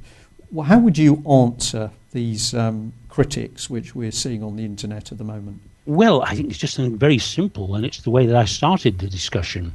My opinion, my efforts on this have been based on expert witness advice, medical, psychologists, police. It's not for me to say they believe Holly, they believe these things have taken place, and are these people suggesting that they know more than proper experts who have been unchallenged by anybody throughout this case? Are they actually saying they know more than these people? I'd like to hear that. Yeah, well, thank you very, very much for that, Robert. That was a very good point to end on. Now, of course, we're going to be delighted to get you back in, hopefully back in the studio with us, Yes. so that we can have you here in person. I know at the moment you're still under restrictions as to where you can move. That is so. As part of your release from prison. But we're hoping to get you here into the studio where obviously we can go through matters in more detail. And for people Yes. who are interested in this story, and I believe it is a story of interest for every mum and dad and man and woman in this country, you need to know what has happened in the Holly Gregg case. We look forward to getting you into the Plymouth studio with us. So on that note, thank you very much for joining us, and I look forward to meeting up again with you soon. And also, of course, we will be interviewing Anne and Holly as well, and we're going to do everything possible we can to help bring this campaign fully back into the spotlight and to Yes. ask the questions that still remain unanswered. I think so, Brian. If I may say so as well, I would like to thank some of the MPs who have come forward to support this campaign. It isn't that everybody, when I indicate everybody is saying nothing, there are quite a number of brave and public-spirited elected officials who have come forward. Yes. They've been kind enough to support this. We just need more of them. That's Well, all. and of course, we should also say we're extremely grateful to the police men and women who've been kind enough to say that they're extremely unhappy with what they know is going on. Yes. And of course, they have given tremendous support to you and Sure. indeed the UK column. Sure. Okay. And of course, finally, I think if I just may interject just before we finish, all that I've ever asked for and the campaigners have ever asked for is an inquiry, not to convict people without proper trial or anything like that. That would be totally wrong. All we've asked is for a proper inquiry to take place. Absolutely. Okay, Robert, thank you very much for joining us. Thank you very much, Okay. Brian. Well, that was great from Robert, and he obviously spoke to Brian. That was done yesterday. So we've only got 20 minutes left, and we've got a guest down here in the studio, Mr. Patrick Henningsen. Good afternoon. Good afternoon. You okay? Yep, doing well. So straight from the talk we did in London last week for the Olympics, went well, don't you think? Yeah, it was a fantastic event, well attended, got really good feedback from people that were there, and I was really impressed with speakers and obviously the marquee. Is your mic on? Yeah. Yeah. I think so. The button. Yeah, so we were, yes, it was a packed house. I mean, I don't think we were, Ian was preaching to the already converted either. I think there were a lot of people who weren't aware, who came out of curiosity, and I think many people left there with something to think about. Yeah, I brought a few people down to the event, people that would normally... Are you getting me now? No. You need sort of... Yeah, people who have never been down to that kind of event before, they're really happy they came, Yeah. totally blown away, Yeah. had never been to any AV type event before, so it was great. And that shows you the power of live events. Yeah. That's really where the rubber meets the road, and it's really taking things really back to the basics. Yeah. Because if people show up at the live event, it's a totally different experience. Mm. You know, the amount of interaction that you have with the speakers afterwards, other people you meet, networking, and it's very powerful. So, you know, encouraging people to get away from their screens or their virtual world and get into the real world. So you got to tip your hat to guys like Ian Crane, Yeah. you know, for organizing events of that quality. Yeah. I think Ben Fellows did very well as well. For his, you know, he gave a little test run at the Dunstable event, but I mean, he got up there. He spoke very well. And what's really interesting is that you were obviously on my show with me the day he came out with his real name, Mm-hmm. and that was 4 weeks ago, maybe more. Yeah. And then we had a few weeks later. Then we had Theresa May, and it all coming up. Everything that Ben was practically saying was coming up in the Houses of Parliament. Yeah, at that even time. though we tried to address it weeks and weeks before, and we got laughed at and told by G4S not to even touch it. Yeah. So it just goes to show you that certain people were listening, were paying attention.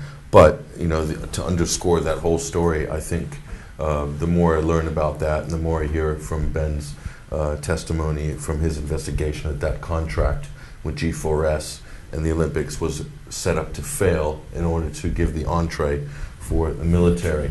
And I was down at the site last week and filming. Yeah, I want to come on to that actually. Yeah. You decided to go off with a film crew to go and check out where the surface-to-air missiles were. Is that right? We were the film crew. You were the film crew. Okay. Yeah, we went down to the Fredwick Tower in Leytonstone, and there's a SAM missile and a mini radar system on top of the tower block. No one in that building, none of the residents wanted that. They wanted it to be gone so badly that they took the Ministry of Defense to court, and that was a case which was a hearing that was held and came out not in their favor. So we spoke to the law firm that represented the residents, Howe & Co., based in Ealing, very good law firm, human rights specialists, and one of their chief people and the spokesperson for this case, his name is David Enright, Right. and he told us that you know, a lot of things about this case, and we found out that the Judge Hatton Cave, Justice Hatton Cave, that heard that case, actually does work for the Ministry of Defense. He lectures the Ministry of Defense, does consultancy work for the MOD. There is a conflict of interest there, obviously, but for expediency, I don't. For whatever reason, they didn't. The law firm representing the residents didn't object for whatever reason, and of course that was just steamrolled through. Yeah. What it is, it's a very dangerous precedent, which means that the military now, according to this case, can quarter any residential home for interests of national security. Yeah. So this is a very dangerous precedent. I mean, they have rights to do things that not even in wartime has been seen in this country, let alone in peacetime. Mm-hmm. So it's a very incredible event that's actually not just Fredwick Tower and Leytonstone, Bow Quarter, and some other properties, and everyone objected. Yeah. And it's a bit ridiculous. There's plenty of other the amount of government council buildings that they could have used to stage their, you know, military hardware exhibition. Mm. There's plenty of them, hundreds in East London. They disused buildings, you name it, construction sites. No, they chose to put it on top of residence place. So that really should tell you something. Were you able to get anywhere near it? Yeah, we tried to get in the building, but they threatened us with trespassing Right. if we went to talk to any of the residents. Managed to talk to a few. Obviously, that report you can find on YouTube. Just rooftop missiles, rooftop missile controversy put into YouTube. Okay. You find the InfoWars report that I did with Daisy Jones. Yeah. So we did that kind of together. I went to the Olympic site, filmed a lot of the troops, hundreds of troops, Really? thousands, everywhere you turn. Went to Westfield Shopping Mall. Every shop, there's troops in there buying stuff, milling about on their mobile phones outside at every signal access area around the Olympic site. They're not armed, Right. so there's no difference between any of these 19 to 22-year-old soldiers that there would be of any basic security guard or a regular police officer or a special Right. could have done the job. And how, because you're living in central London and we're hearing that businesses are going down and it's been really quiet up there. Is that your experience? It's pretty vibrant. London's pretty vibrant because the Olympics, a lot of people, most noticeably Olympic workers, you see them everywhere on the tube in their pink T-shirts and stuff. And then they have stewards at every major rail station giving information. So it's like a big Disney. London's turned into Disneyland for the next 2 weeks. Yeah. And you know, I really hope, as I said, the event that we did with Ian Crane, I hope the event goes off without a hitch. You know, that's my hope. Yeah. And everything is fine. And there's no chicanery going on behind the scenes, using this event for other means. What did you just, as your personal opinion, what was your opinion of the opening ceremony? It was a very disturbing, occultic exhibition with some really, I mean, shocking. The most shocking thing was the after the NHS dancers. Yeah. With the poor kids being raised up, petrified. Yeah, by this demon that popped up. Apparently, it's from Harry Potter. Yeah, Voldemort. So the Great Ormond Street kids being surrounded or towered over by the Grim Reaper. Yeah. And then the music, they played Enola Gay. Yeah, and they played The Exorcist. Is that The Exorcist? The Exorcist tune. Exorcist they played music. the first two symphony scores were Nimrod. Yeah. And the second one was Jerusalem. Okay, so the massive Masonic representation there, and I'm thinking to myself, obviously Danny Boyle wasn't alone in crafting this thing. So I mean, what is the point? It's just so odd. I mean, that's the showcase of Britain. There's all this Masonic symbology, all the demonistic horror, dark, and the little demons as well that came running out as well. I mean, it was. Is it Halloween or are we in the exactly. summer? So it just doesn't. And then the one-eyed beast is the mascot for the Olympics. Exactly. The Wenlock one-eyed beast. The Antichrist caricature. They've done versions of him with little beef eaters. You can buy those in the shops. So I filmed all that. That was on InfoWars Nightly News last week. And that's just there. Yeah. And everyone's like really into this one-eyed Cyclops. Yeah. Antichrist. So very interesting. Just moving on with you, what's your latest project? You've got something coming up on Paradigm Shift TV. Yeah. A little series you're starting. What's the name of the series? The series is called The 21st Century Wire. Okay. It's a current affairs interview type program. The first episode is really exciting. It's called A Fourth Reich in the Sun. Right. Hitler has escaped to Argentina, and I worked with Gerard Williams, who was the senior Reuters correspondent, covered Rwanda, Iraq 1 and 2, every major event since 1980.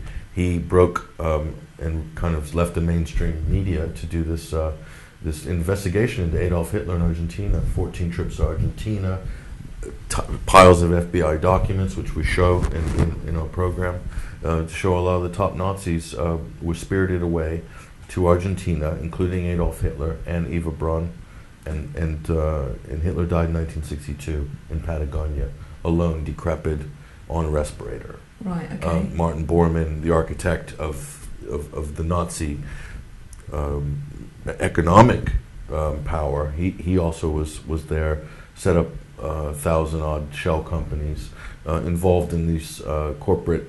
This is the beginning. What you have to understand is the Nazi fortune was one of the biggest fortunes of its time, and that was taken out of the country before the end of the war, and it was via the Netherlands to Switzerland, right, and then to Argentina, and that was the foundation of the sort of international banking syndicates that you have today, and also the transnational corporations. I'm talking about Siemens, I'm talking about ThyssenKrupp, one of the biggest steel manufacturers, Mannesmann, Vodafone, IBM, Ford. Wow. The list is virtually endless. We go through this, and that was why there was a cover-up. That's why Alan Dulles went to great lengths to make sure that they were protected in Argentina. Bormann knew that the Nazi Party was a damaged brand and saw the Fourth Reich as being an economic Reich. Okay. And of course, all that money flew into West Germany after the war, and that was the West German economic miracle. It wasn't because of the Marshall Plan. It was because of the Nazi fortune pumped back into the country. The BND, the Secret Service of West Germany, all Nazis, Deutsche Bank, all these Farben Corporation, pharmaceutical industries, all sprouted out of Nazi Germany. Nothing changed. The name on the door changed. Yeah. And that's what we show as best we can in that hour program. And when's it airing? What channel? August 30th, Thursday, 7 p.m., Paradigm Shift TV. Which is channel, they've changed? 191. 191. Yeah, they've Brilliant. moved to 191. So really exciting. We got great graphic intro done by Dirt City Studios in America, and Alabama 3 did our theme tune. Brilliant. And so that was really exciting. We just finished that this week, and it's heavy. Excellent. It's really heavy.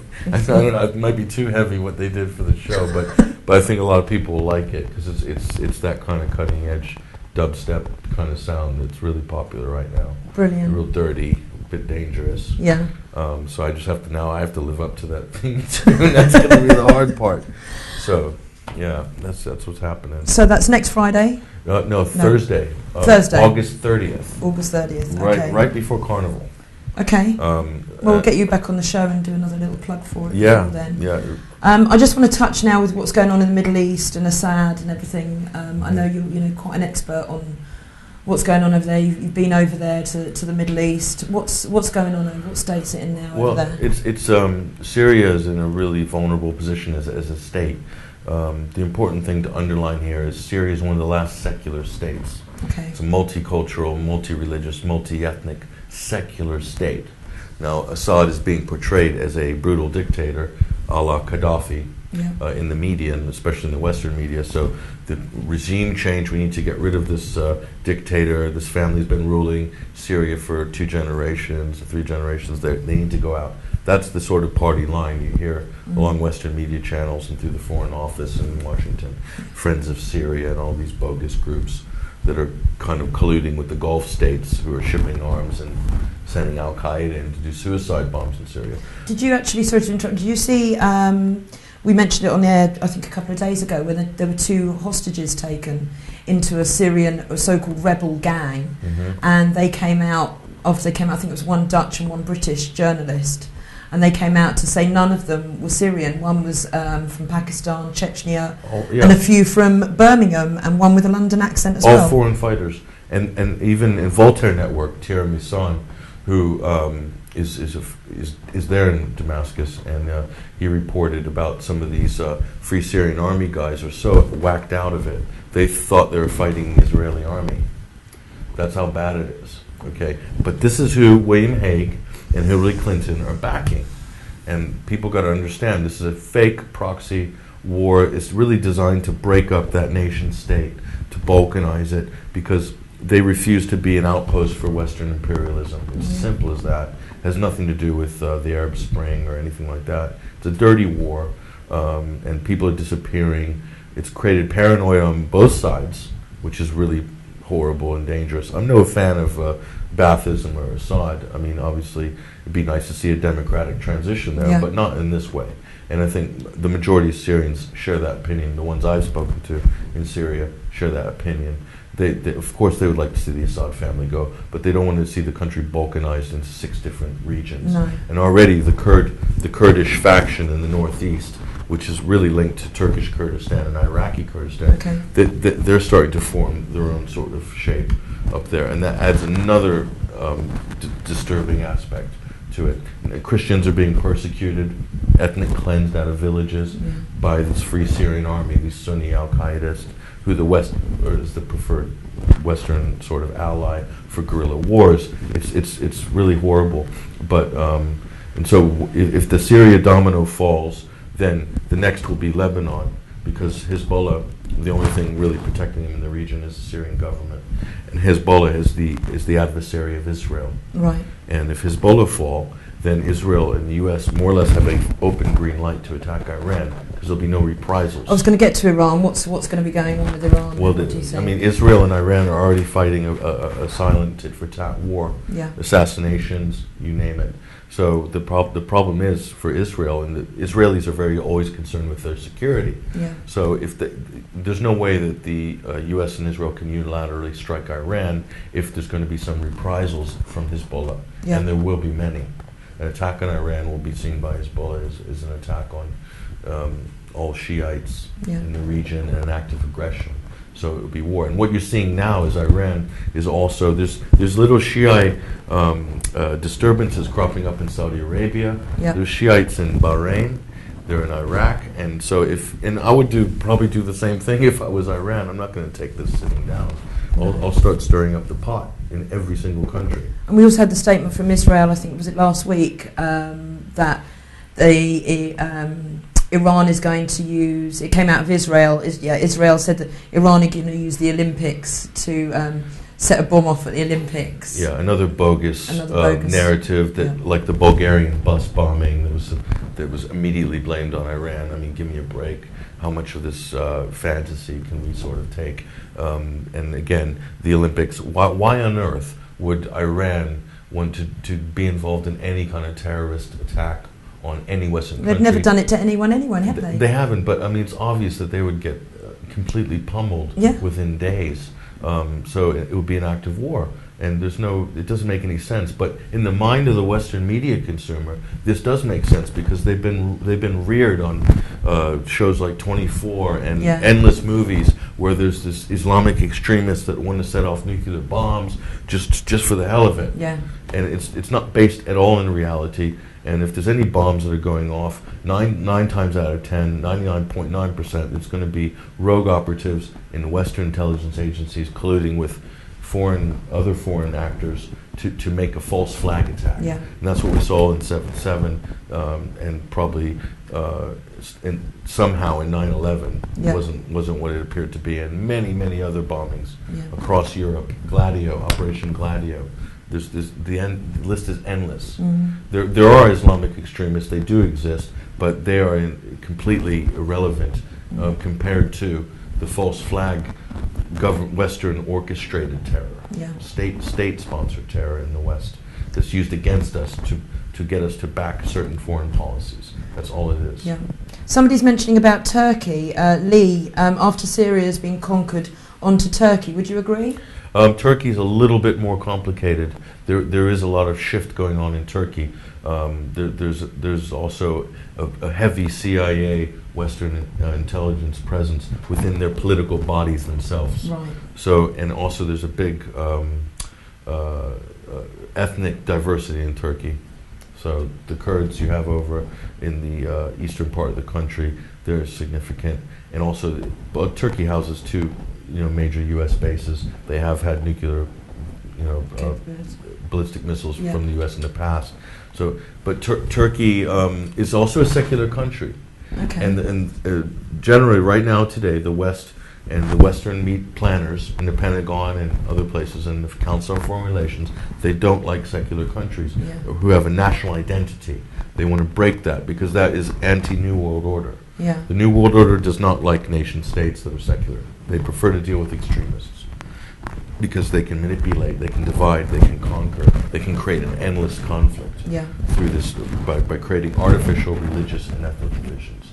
That's the agenda of the Western planners. Patrick, thank you very much for joining us. We'll have you back on, talk about just coming up to when the documentary's out, August 30th, Paradigm Shift TV. Yep. Right, I know everybody's so excited that you must have missed it last week. Brian's Morse code. So, Mike, are we ready with the Morse code? Brian's Morse code? We are. So, for all Brian's Morse code fans out there, here's this week's Morse code. We'll be back next Thursday, 2 o'clock as usual, if not during the week, Monday, Tuesday, Wednesdays at 12 for the half an hour, and Thursdays at 2. So, tomorrow back with the UK Column Live at 12 for half an hour. Thanks for having us.